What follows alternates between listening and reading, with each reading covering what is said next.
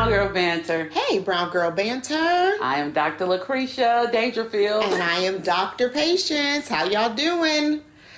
Well, we're back again. We're back again. Happy April, everybody. I know. Hope you're getting good weather and enjoying yourselves. Can you believe it's April? No, of 2022. Can you believe it's No. April? I don't even know how we got here. Quarter. It came quickly. It did. Yeah. It did. But I'm like we've been saying, we've enjoyed the longer days, the sunshine. That's been nice. That's been fun. I'm glad. I'm actually happy to see April. How about that? But okay, so what else you been up to? What have I been up to? Nothing really. Just trying to stay focused, trying to get some things done. Somebody asked me how my private practice was going recently, and I love what I do. If you know me, you know I love therapy. I love mental health. I love helping people through their journey of this thing called life. But I'm feeling a little suffocated. That's a word. Yeah, a little suffocated by just the day-to-day of seeing clients. Okay. I feel That like makes in my sense. spirit, man, there's something more developing and That makes brewing. So just trying to tap into that. Clients, if you're watching this, don't get worried. Because like, I see my girl Let me back.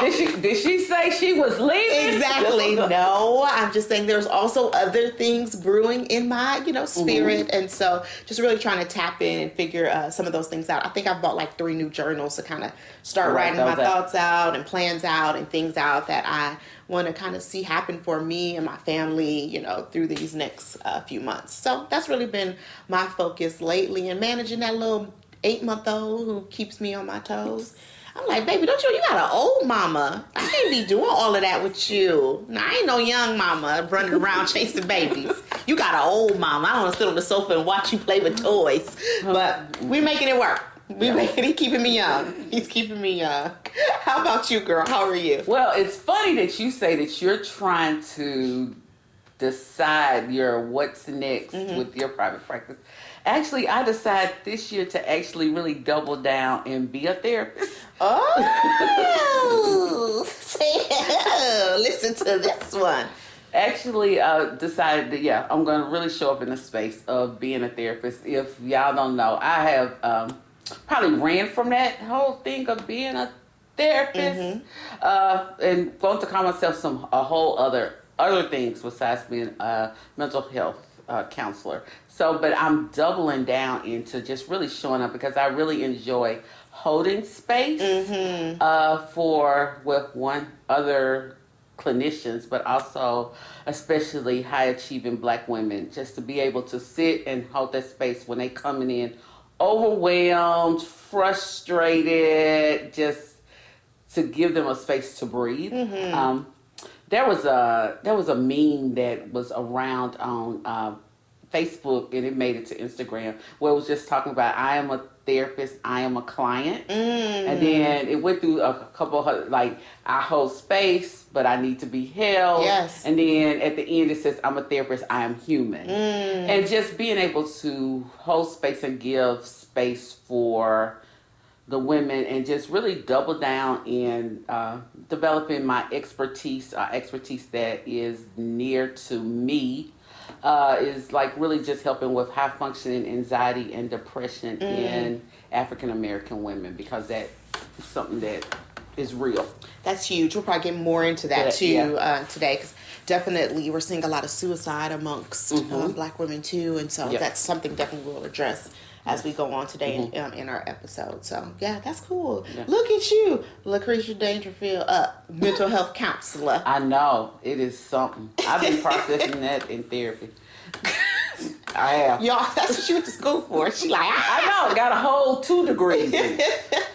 You would think by then I would have accepted it, but hey, no. It's a journey, baby. It's a journey. It is. So it's so much going on right now. By the time you see this, I mean, this could be old news, but for me, it'll probably stay new news.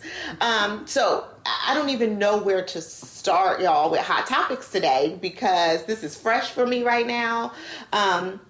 So it's 2 ways I could go, but I'm going to start with this one. I don't know if you all, I like award season. Do you like award season? No, I don't watch them. Okay. I'm not a movie watcher. I got too many kids to be sitting around watching movies. I got too many things I can be doing with them hours in the day. But I like to read up on things. I like to watch the fashion. I'm excited. I'm kind of Issa Rae in the sense of I'm rooting for everybody that's black kind of person. That's just who I am. So award season has been interesting because actually it was really cool. I don't know if you all watched or found the Oscars, but Samuel L. Jackson got the humanitarian. No, was it? It was an honorary Oscar. Yes. And unfortunately, they did not air it. Yes. Denzel was who presented it to him, but it, Samuel L. Jackson's he's the man. Yes. He's a unsung hero. Yes. You know he's out there, but he doesn't get as much props. Exactly. And even his journey and his story is something. It is. And so it was really cool to listen to him. It was cool to listen to Denzel list off all the movies he had been in, his accomplishments and his charities and things of that sort. And then it was also cool to watch them embrace as he gave him the award and to hear Samuel L.'s speech. So that was really cool. And so this year, Will Smith was the front runner for Best Actor with King Richard, which one of the jokes was so funny. In the year of women, we got a whole movie about Venus and Serena's dad. Exactly.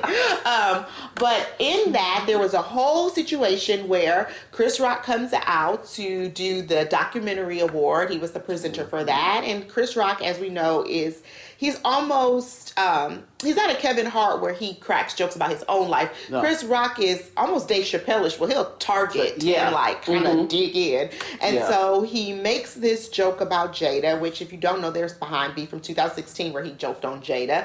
And Will chuckles, which could have been a nervous chuckle. I didn't really hear it chuckle. She kind of rolled her eyes here you go. And then Will gets up and smacks him. And then says, keep my wife's name out your late mouth. Okay. So, I am a black Twitter person. And so, there are so many mixed reviews on this scenario and what happened. And I'm going to tell y'all this, okay? Again, here's the disclaimer we love to do every season. This is my opinion. Don't be texting me, commenting me, at me about my opinion. No, you can't. I'm all for it. I love banter, so it doesn't really matter. But I watched it in a real time, and I said it was sad to watch, honestly, for me. It was sad that it went there. It was sad that Will felt he had to do that. It's sad that Chris Rock felt he had to say that joke. It was sad that Will Smith had no emotional regulation at that time. I'm not gonna lie, Chris Rock was a G. The way he bounced back to present that award still after just getting slapped in the middle of an award show. I don't support violence at all. I am not a person of that. Even I don't know. It's a lot for me to believe that you have to go really put your hands on somebody. It's gotta be extreme for that. But I just felt it was sad and it took away from the show, especially when this year we had a first black, producer of the show. People will remember that part first, more so that they will remember the other things. Yes. Now, I'm about to tell y'all my truth, okay? And don't judge me for my truth. But I said to Dr. Dangerfield and Riley behind the camera over here, I'm like, who is Will really mad at? We know partly of who he probably is mad at. But when I saw it, I didn't watch it, but I saw, once you wake up the next morning and you're going through your Facebook feed and people sending you things, I saw it, and the first thing that came to my mind was that was a hurt little boy responding on the playground to someone saying, your mama joke. Yeah. It's don't you talk about my mom. That evoked that much response from him, where he got up out of his seat, walked up on stage, and nowhere in between getting up from your seat and walking up, slapping somebody, your mind wasn't saying, hey man, stop, don't do this, don't do this. So that was that hurt hurt little boy. Yeah. That was that Yes, response. I would agree. So it came from there. Plus, we know their life has been on display since Red table talk. that conversation. That's who you mad at, poo poo. Like, love you, but that's who you mad at. I was telling my girlfriend, she's single, and so love her, but she's like, she was saying like justifying it, and I was like, justifying Jada, and I was like, let me tell you, I would never disrespect my husband like that's that. about respect. I didn't want kids. I didn't want to marry you. You wasn't doing it for me. I started dating our son's friend. Like, I would never put our business out there thinking I'm healing women by just doing that, having my husband at the table crying in tears. It was a sacrifice. Yes, that was shaming. Yeah, shame. Yeah, and it was horrible. Yeah, it was his manhood was sacrificed. Yes. Yeah. I mean, then he became the butt of everybody's jokes, and people looked at him differently. I'm like, y'all need couples therapy. Yeah. Y'all need to work through that, because there is like still hurt there. There's still resentment there. There is still pain there. Healing has not taken place. No. That was like that, taking that wound still bleeding. Yes. And I'm just like, who you really mad at is that lady you over there punching in the face, and then you want to get up there talking about something. I want to be a vessel of love. I want to protect. Boy, go sit down. I'm sorry. Yeah, healing. There's a balm in Gilead. Go deal with that. Deal with that pain. That goes to a whole nother conversation of, and it's something we're going to talk about later in the season, is black men and their mental health and black men and their health. Because we're getting more black men that are sitting in the seat of therapists, but they also are going in to see a therapist, but really needing a safe place to heal. And I'm sure, I can't speak for Will Smith, but finding a safe space to go in and talk after you have been raked through the coals of your manhood, of being disrespected in media. Exactly. And I don't want to downplay Jada. I get she has alopecia. I get our women in our hair. We talk about hair all the time on this show, and we understand that. I almost didn't feel like her response to me didn't even come across that she was expecting him to respond the way that he did either. She kind of rolled her eyes and was kind of like, I hate him. But I didn't, it didn't come. There's moments where I do expect you to defend my honor. Yeah. Hers didn't seem like that. I don't know the conversations they've had, and I don't want to downplay, what she might be dealing with and how difficult this situation is for her. But I also feel like, there's decorum. I feel like there's a way that you handle yourself. You represent yourself in public. And your family. Yeah, because it has repercussions. Yes. I'm like, my name and my image matters to me. Yeah. And I'm like, it's reputation. It is. I mean, but some people are like so for him, hitting that man in the face. I'm not a pro of that. I don't believe in that.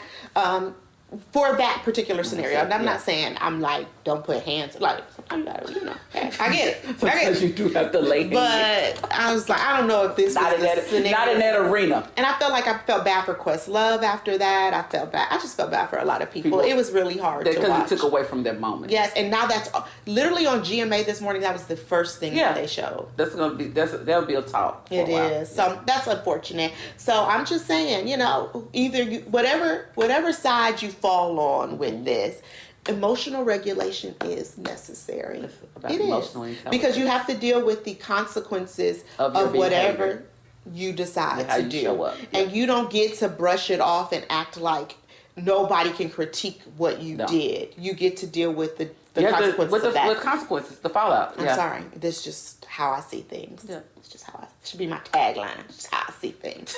Hashtag. That's just how I see things. Dr. Patience sees things. Exactly. Last one, and I'm done. I want to talk about it. What is it, Lucretia? Tell the people. Tell the people what I want to talk about. The comments by Kim Kardashian about people just need to get off their behinds and work. Women. She was specific. Yeah, women need to get off their behinds and work. Ooh, they let her up. Well, should have. Because she can speak. That goes back to Privilege. Hello. You really have not made a space by hard work. We will never say that black women don't get out and work. We are some that will work 2, 3, 4, 5 jobs at one time just to make ends meet, make sure the family's being taken care of, and doing those things. So that comment from someone who has had her way made for her, not by work in the sense of 9 to 5 work. Work on, you got it because of other people's leaking videos of you or talking about And your daddy's inheritance. Yes, and your mom as being a savvy marketer. Yes, pretty much. Yeah. I was going to say something worse, but I'm loose today, y'all. I'm loose today. Y'all pray. Yeah. So yeah, and I think she tried to clean it up like it was no context around it. She didn't get to really explain what she meant. It came after somebody had said that she is something famous for whatever, like, kind of the same thing we were saying. And so she was already a little annoyed, and then she's like, I didn't get to really explain the hard work part. Like, she was like, we definitely built our brand through social media, but it took a lot of work and whatever to continuously build all the other things. I'm not saying that that's not true. I'm sure you have to put in work, but I think you have to be mindful of what you say, of what of your the moral of today's hot topics of your privilege. Yes, one moral. There are consequences to what you say and what you do. That's the moral of it. So think about it, process it, make sure you say what you want to say, you represent the way you want to be represented. But be ready to hold yourself when other people hold you accountable. You have to be ready for it. Hello. In the discussion, in the hot topics on that note, because I'm on one today. So that leads into though kind of our big topic for today, because all that to say, we were like talking about the little boy of Will Smith and the impact of that. And one of the big things that we love about the month of April, green hearts start to be at the end of comments. Yes, people teal month. Teal month. It's teal? It's teal. That's the color. It's not green. It's teal. Teal Day is April the 8th. That's what they Counseling Awareness Month. Counseling aware. This is y'all know every year. It's heart is a heart thing for us. Oh gosh, every season when this month comes around, we are just like, yes, our favorite topic ever. We will kind of put it into everything, sprinkle here, sprinkle there in episodes, but in April we get to just talk about that. Between that and Mental Health Awareness Month, which pops up in May, so we get 2 months to just kind of give all this 3 months, because BIPOC Awareness Month is in June. So we're ready. We get it. We're ready. Yeah. So this, we are all about empowering women, but we are aware that in that empowerment and in that encouraging and motivating, that the mental health strain that can come upon you when you're trying to do it all, be it all, achieve it all, it can be exhausting. Yes. And so one of the big things we are always trying to encourage you to do is take care of your mental health. It's like, it's important, because, and as we've talked about before, the numbers, we hit high in the numbers of experiencing anxiety and depression. We hit high there, but we also hit low in the numbers of seeking help or getting, like I said, seeking help are the report. The suffering in silence. As we know, a couple months ago, the young lady that was the Miss USA, Kristen, came out where she committed suicide, which we know now is because she was dealing with high functioning depression, and her family, her mom says, she said, I found out, and it was impacting my daughter more than they knew. And so it's this is one of those subjects that we tend to suffer in silence, because it takes away from that image of the strong black woman, or if I tell, will I be seen as a burden to everybody, my friends, my family, or it gets like, girl, you'll be okay. Suck it up and keep it moving. Yes. But it's true. It's because of the things we have to deal with, is that if we're honest at one point or several points in time, is that we have all probably experienced some anxiety, the anxiousness, because it plays out for us as Black women a little differently, because it's that perfectionism, that overthinking, procrastinate. It's different things. It shows up. Anxiety shows up different from us, because you can say, oh, I felt my heart beating fast, or I feel it in the pit of my stomach, but it's some behaviors that tend to show up for us.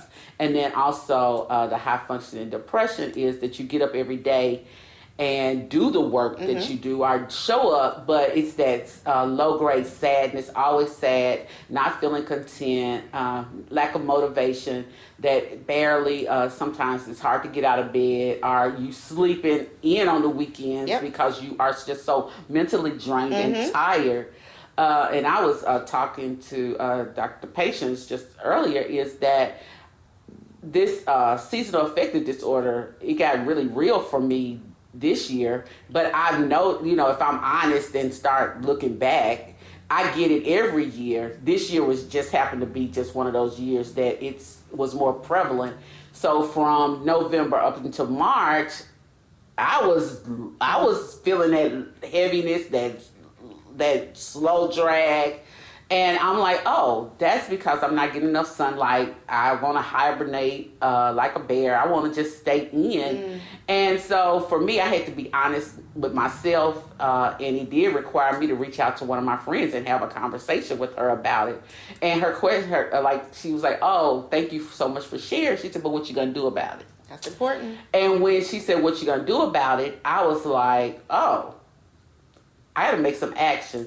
So one, got back into therapy, even though I was in therapy last year a little bit, but I got me a new therapist. I talked to my primary care doctor about it, and he was the one that actually brought it to my attention that this is something that shows up several times in my life, because he went back through my files. He was like, this looks familiar. We had talked about this before, and I was like, oh, okay. So he said, you want to take, and he called it out. He was like that, and he said, for you, it is anxiety. He said, that comes with a depressed mood. He was like, so, I'll prescribe you some. He said, but one other thing I want you to do is get out and walk, because it's beautiful nowadays. He said, get out and walk, get into the sunshine. Enjoy the days out, he said, and you will start feeling better, because I am one of those people that I notice when the days get longer. As soon as I'm like, oh, it's 5 o'clock and it's still a little light. I was like, woo, spring is coming, because it's like my whole spirit opens up and says, woo, spring is here. And then I do notice that, like, starts September, October, around my birthday, I'm like, oh, we getting ready to go back in. So hibernation mode. Yeah. So, as Black women, we have to be very honest with ourselves, honest with people around us, what's going on. So if you find yourself struggling and having a hard time, just making it through each day, please talk to someone. Talk to get you a therapist. I know we say that, and I know for sure that sometimes it's hard to find a therapist because there's such a need for people, but it's not enough of us, because we're looking for somebody that looks like us to be our therapist. So, but keep looking, and I just noticed that the Loveland Foundation is opening back up to offer vouchers for individuals. Oh, they're coming back up. Good. Yeah, that. If you haven't received help from them before, they're for new applicants. So, and what is it, 6 sessions? Yes. You can get a voucher to get 6 free sessions of therapy. So that's a resource out there. Yeah, that's great. And I think one of the things we have to really focus in on as women too is this idea or concept of, like, I don't have time to be depressed. I don't got time to have anxiety. It show up anyway. It shows. It's like, I feel these. I have these emotions. I have these feelings. Yeah. But oftentimes my parents are like, Paige, I don't have time. Yeah, but it I don't have time shows up. to do that. I don't have time to. I got to feed these kids. I got to go to work. I got to, do these extracurricular activities. I'm part of a sorority. I'm part of an organization. I'm doing all these things. Your roles. Yes, and sometimes we forget to really hone in, and we think we don't have time to focus in on getting help, reaching out to someone, doing those particular things, and then it just gets worse. Yeah. I've noticed that it doesn't because it doesn't stop. Regardless of how busy or how much you say you don't have time. Yeah. These feelings still increase, and it's like, and eventually it'll be like, hey, you're not paying attention. I'm gonna make you pay attention, and so either you truly shut down, or especially because I look at mental health on a continuum. You have your mental illness on one end, you have mental health, and you have mental wellness on the other end. But we all have fallen on that continuum because all of it shows worry, anxious feelings. Those are normal human things, and we're like, but then when they increase, where it increases to a panic attack, or you can, another thing that's showing up because people were in home, at home sheltered in so much. You're seeing agoraphobia showing up where people have not left their homes. They're afraid to leave their homes. So we're seeing more and more of that, and then also sadness. It starts out, then it goes to major depressive episodes. So it falls. We all fall somewhere on that continuum. Yeah, and I think one of the things I've noticed too is people's inability, and maybe because they just have never dealt with it, to identify that is what they're experiencing. Like I have said to someone before, like, "Girl, that sounds like a little depression," or symptoms of, because sometimes people are trying to symptoms of diagnose. I'm like, you don't have the full diagnosis. Trust me, it's a process for you to have a full diagnosis.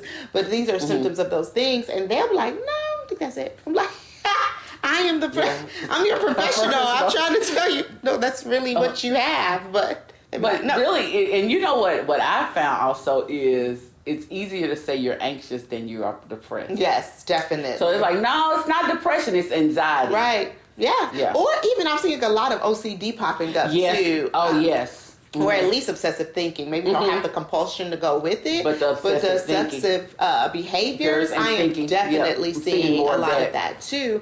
And people don't realize it because it's turning into their anxiety. It's just a big cycle. But I'm like, okay, wait, how often are you thinking about this? What are you doing? What's happening? It's a lot of obsessive behaviors taking place as well. And it's, people are just not even, they're not paying attention to that's what's happening to them. It's either I'm too busy, I don't want to, I'm shame. To admit it, shame, our defense mechanisms show up. Yes. It's denial, rationalizing, minimizing to protect our ego. So not me, of course not me. We want other people not to know that, and it's not a weakness. That's and I think sometimes we think that okay, if I admit it, it's something wrong with me. That's a weakness, but no, it's actually freeing to say this is what's going on. So it does require you to sit with yourself, to really ask yourself the questions like, what is going on with me? What am I experiencing? What am I feeling?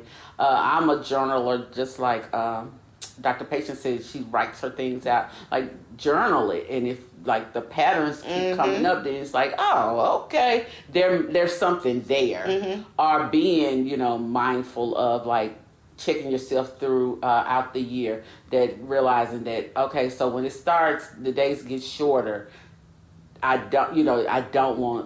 lose my motivation, being mindful of those things. And some people, it flips over that when spring happens, it happens to people in springtime too. They're like, oh, I don't like these long days. It's too much for me. So just kind of checking your hormones, stages of life, because some of it, can be perimenopausal, menopausal, postpartum. All of us as women, we know our hormones and all those things. And thyroid. Yes, that's a huge thing. Get your blood checked. Yes, please go get a panel done. That really matters.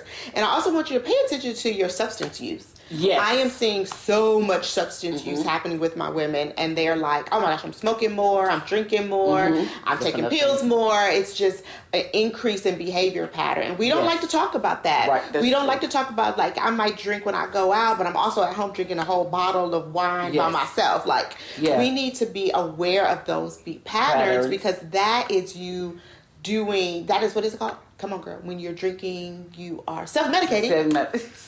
It was coming.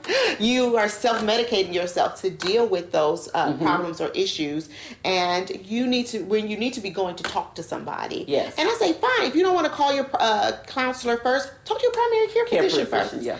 They are more than willing to work with you and then connect you to a clinician. My OB takes my cards. She's like, I need your cards, because I need to hand these out to people who are hurting and who are in need. So that's the same with my primary care. He's like, hey, can you give me a list of people? Write them down and leave them, and I'm going to share them. He says, because he's seeing more women coming in. He was like, and I need to give, he said, because they ask him, does he know? Because, for us, it's that like a trust factor too, that if we go by referral. So if your primary care doctor say, hey, these are good people, hopefully they vetted them.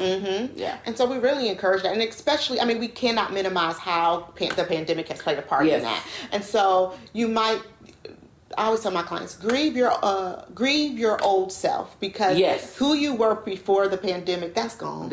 You're a new version of you. It's a new normal, and that's okay. And it's scary, but it's okay. And people are here to walk you through that journey, to be with you, to help you through that process. But I always say to a lot of my moms and wives, I'm like, you're the nucleus of your home, and if you're not okay, then those people around you are not going to be okay, and they can tell. You're not fooling nobody. That's true. I was like, Dr. Dangerfield, no, when she go MIA, I'm like, hold up. You ain't fooling me. I ain't talking. What you doing over there? What's going on? Why you sounding like that? I don't like that. And so, people recognize when you're not yourself. And so you're not hiding it.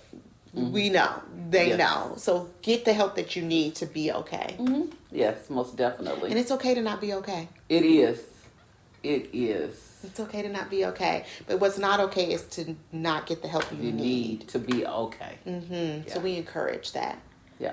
So happy Counselor Awareness Month. We are probably going to be beating y'all over the head with this on our social media. We want to make sure that you're following us on social media as well. So if you want to follow us together.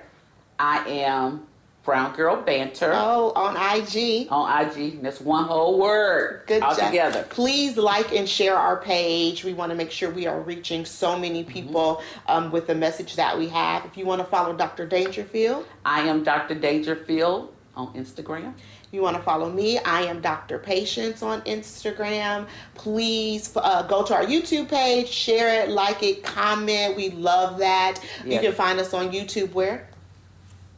I am Brown Girl. No, it's not I am. It's Brown Girl, one word, Banter. Hey, follow us on YouTube. Please check us out. It's links on both of our pages on Instagram as well, and you can find us there. So we love you. We are hoping that you are putting your mental health first and that you're taking care of yourselves, and we will see you on our next episode. Y'all take care. Bye, Brown Girl Banter. Bye.